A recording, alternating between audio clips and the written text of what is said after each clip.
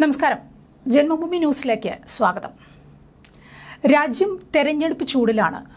ചില മണ്ഡലങ്ങളിൽ കൊടുമ്പിരി കൊണ്ട തെരഞ്ഞെടുപ്പ് ആവേശം. കേരളത്തിന്റെ തലസ്ഥാനം കൂടിയായ തിരുവനന്തപുരം മണ്ഡലവും ശക്തമായ തെരഞ്ഞെടുപ്പ് ആവേശത്തിലാണ്. എന്നും ശ്രദ്ധേയമായ മണ്ഡലം, പ്രഗത്ഭരായ സ്ഥാനാർത്ഥികൾ മാറ്റുരച്ച മണ്ഡലം. ഈ തെരഞ്ഞെടുപ്പിലും അതിൽ ഒരു മാറ്റവും വന്നിട്ടില്ല. സിറ്റിംഗ് MP കൂടിയായ ശശി തരൂരാണ് UDFന്റെ സ്ഥാനാർത്ഥി. ഒരിക്കൽ തിരുവനന്തപുരത്തിന്റെ ലോക്സഭാ MP-ആയി തെരഞ്ഞെടുക്കപ്പെട്ട പന്ന്യൻ രവീന്ദ്രനാണ് LDFന്റെ സ്ഥാനാർത്ഥി.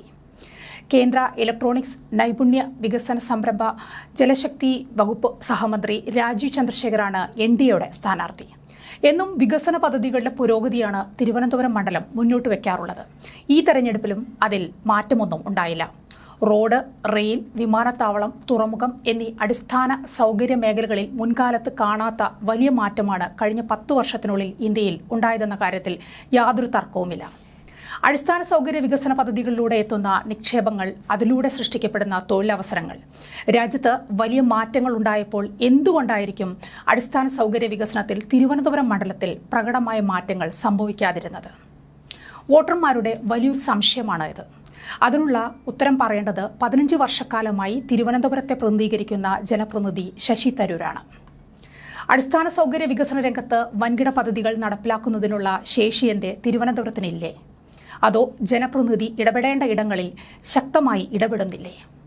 ഒരു മറുപടി പ്രതീക്ഷിക്കുന്നു തിരുവനന്തപുരത്തെ വോട്ടർമാർ.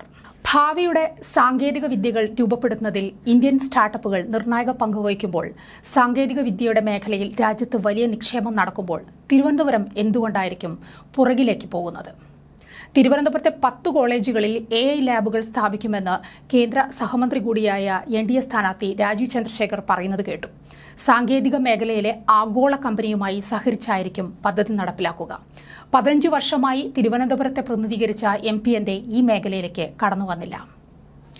തിരുവനന്തപുരത്തിന്റെ തീരപ്രദേശത്ത് കാലാകാലങ്ങളായി തുടരുന്ന കടലാക്രമണം ഇടത് വലത് ഭരണകൂടങ്ങളും ജനപ്രതിനിധികളും ഈ മേഖലയിലെ ജനങ്ങളോട് കാട്ടിവരുന്ന മറ്റൊരു വലിയ അവഗണനയാണ്.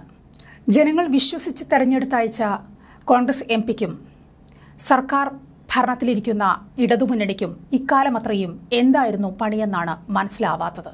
പൊഴിയൂരിലെ തീരദേശ ജനതയ്ക്ക് കേന്ദ്രമന്ത്രി രാജീവ് ചന്ദ്രശേഖർ നൽകിയ വാക്കുപാലിച്ചത് വലിയ പ്രതീക്ഷകൾ നൽകുന്നു.